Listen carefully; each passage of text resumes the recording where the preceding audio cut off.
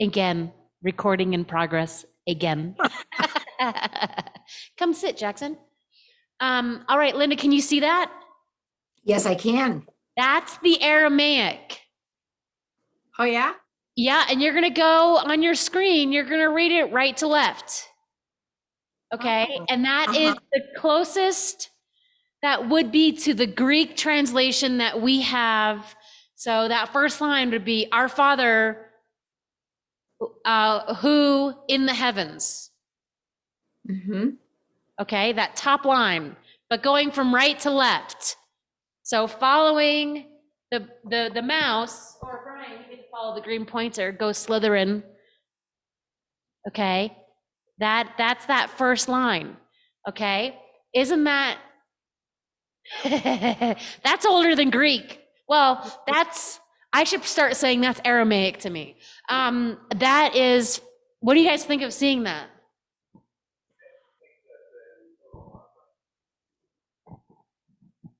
It makes me think that we filled in a lot of blanks. I don't think Linda can hear you when you say it. Okay, Linda, did you hear that? No, I couldn't hear it. Okay, so Daniel says he thinks that we filled in a lot of blanks. Yep. Brian, do you have anything to say?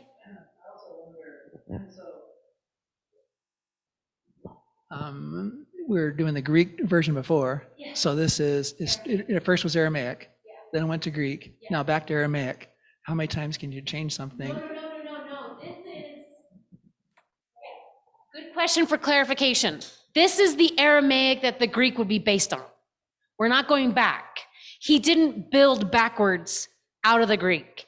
He literally used his resources to figure out what it would look like, because we don't have it. Like, we don't have we just know that it was in Aramaic. Okay, so the reason why the slides are in this order is just because this is, that's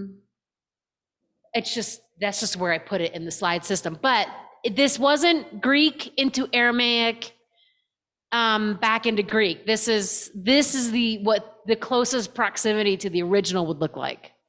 Wow. Does that make sense? Mm-hmm. Okay, yeah, but that's a really good qualification, because if you take something out of one language and put it into another and then put it back, it's not going to be one-to-one. It's going to start to have scribal errors. It's going to start to have translational differences. So it goes Aramaic, Koine Greek, English.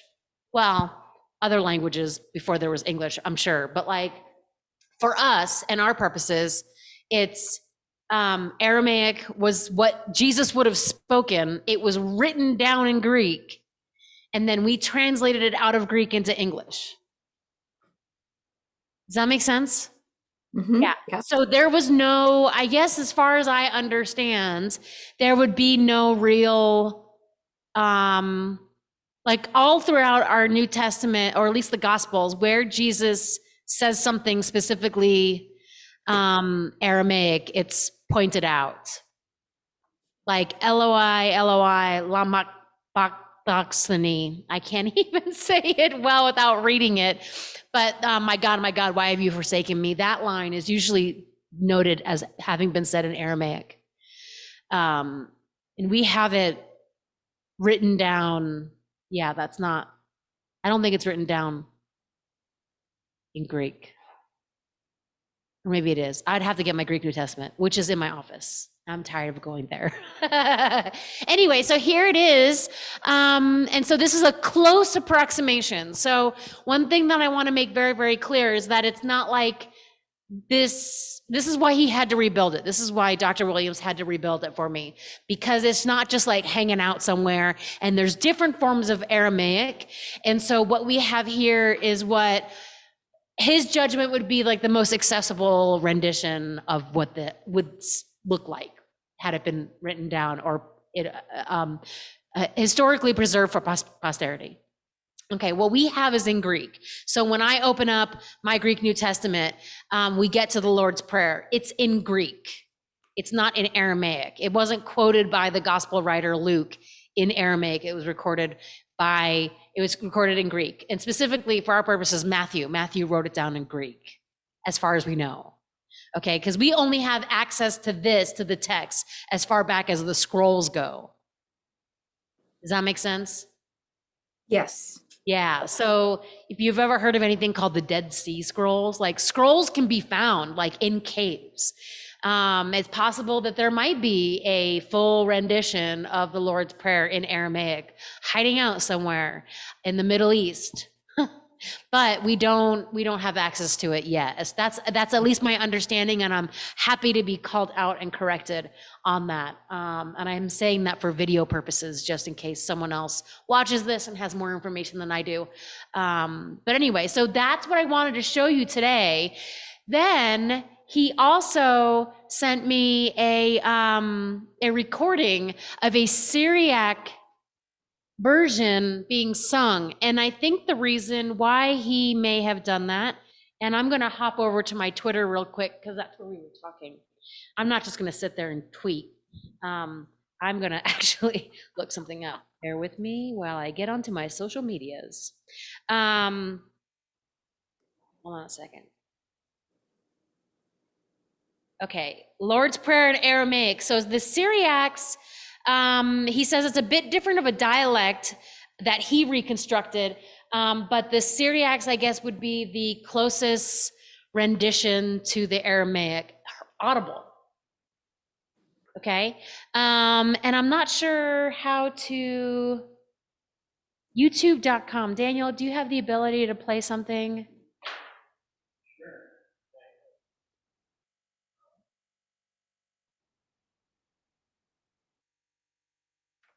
Like if you, let's see if we can play it. We'll just have fun today. We'll just listen to this song. And I'll be happy to print this out if it would be helpful to have alongside some of the other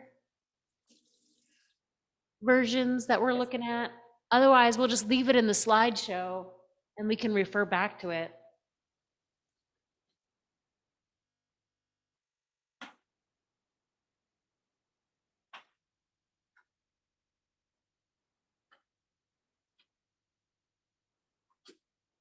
Do you see how it looks like a combination, almost looks like a combination of Hebrew and Greek to me? Oh, she can't see it anymore? No. Brian, what do you think? Have you been familiar with Hebrew at all? Okay.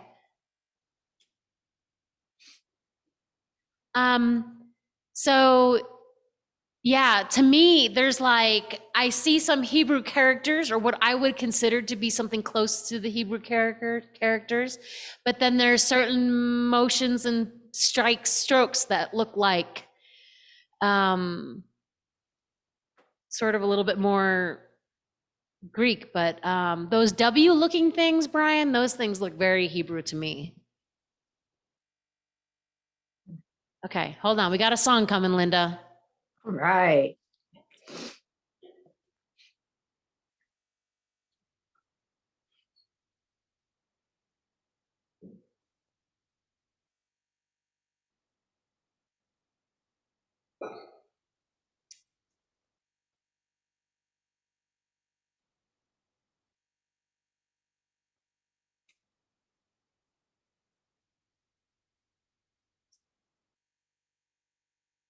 What if I shared my screen? Okay, I'm sorry. I was interpreting your facial gestures as you couldn't do it. Okay. All right, I'm sorry.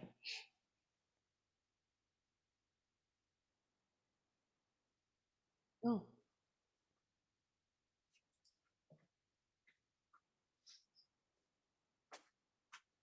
That way just everything is easier to access than it is.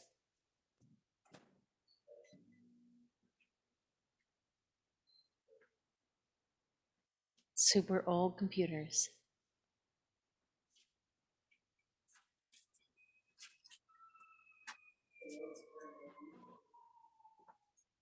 That's a really great question. So Brian asked how much of the world was speaking in Aramaic at the time.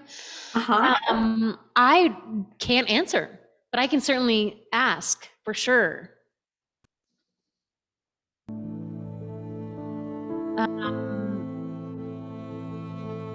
Linda, can you hear that? Yes, I can. Yes. Yeah, we can't hear it. Linda, you enjoyed this little Lord's Prayer in Aramaic, sung in a different dialect than what Brian's looking at. So don't worry, just enjoy it. Let us know what you think. Okay.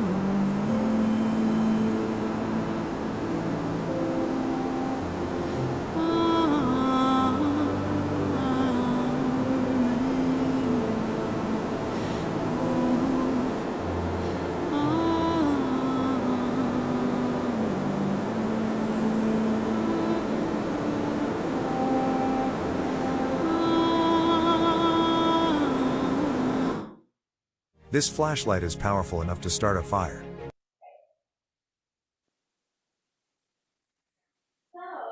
That was pretty. It was beautiful. And today we're going to start singing it. Okay. Hey, welcome to Aramaic. We're just going to go ahead and sing it, guys. We'll just put the words up. Oh, there you go. We'll guess the tune. Okay, so what word did you actually recognize? There's one word that was repeated that should have sounded familiar. This is a test, and your salvation depends on the right answer.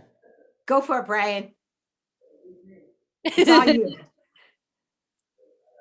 What is it, Daniel? Amen. It's an Ah. Aramaic word. It's an old word. And it's so neat that we share in that line. I know that like it's a little bit, I know that like my approach to studying text is a little bit different than maybe historically you guys have experienced, but as someone who was an English major in college and writing was my first mode of existence in terms of self-expression, I love words. And I really think sometimes slowing down and looking at the words and understanding the polyform nuances of words and what happens to words as they move from one language to another, it can really be kind of a fun way of doing things. And so I'm struck when I'm listening to that song, none of it makes sense when I listen to it word for word. The tune and the way it's being sung resonates with something inside of me. And then all of a sudden there's a word that I recognize. Let it be, or so be it. Okay? Amen is like yes. It's not a magical word in terms of like, it doesn't mean that like, yeah, but it's more like let that be so. It's got hopeful. Okay. And so, but it moves, like you see that word all the time, like in Greek, amen, truly, truly, I tell you. But that word just seems to hold through all of our languages, and we say it now. So think about how many years ago that amen would have been said, and we say it now. It's kind of a neat thing to think that we're linked, our genetic and hereditary codes linked through that word. Every time we say it during service, think about it. When you guys respond to me in the liturgy, amen, it's not just like something we do out of like rote memory. It actually means something. Actually means something. Anything else about the song? Because I'm not going to get into the next line just because we had so many technical difficulties and pastoral temper tantrums and computer glitches. But anything else about what the Aramaic looks like or listening to it? What were some experiences that you guys were having?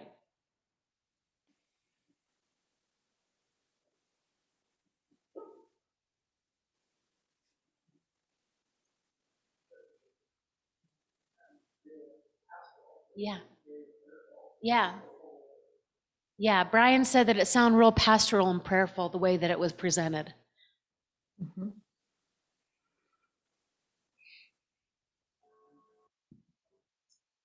Yeah, there is a mysticism to music in church that speaks to and gives words to human inner existence that we cannot communicate with our own verbal capabilities. Okay, we were saying that, I don't know, Linda, you may remember this, but on Tuesday, we were talking about music as prayer, and we were talking about music as worship, and we were talking about music as this different dialect of communication at the tail end of our Mardi Gras party. So we had the DeFords here and their band with the Big Dominguez, right, Daniel? Okay, so the Big Dominguez was here in person, and it's a bluegrass band, and it was tons of fun. And then we had Linda on piano, and Quinn was doing some piano and saxophone, and we just talked about how music is really, really powerful in terms of our expression, and also too when we don't have that, the rationability of words. We all have those emotional states where sometimes we can't calmly say something, we can't smoothly say something, or we don't know what to say. And there are times where in that moment, it's great to go to something like a prayer book. And so as Episcopalians, we have a long tradition of having prayers that are accessible for times when we don't necessarily have the words. But then even going beyond that, there are existential moments where our soul would like to express itself in different tones than the ones that come with the throat or the tongue or the lips, with the teeth. We just want to sit and allow our soul to be drawn out in terms of tones rather than words. And so that's where I think that music comes from, and it's intentional for sure.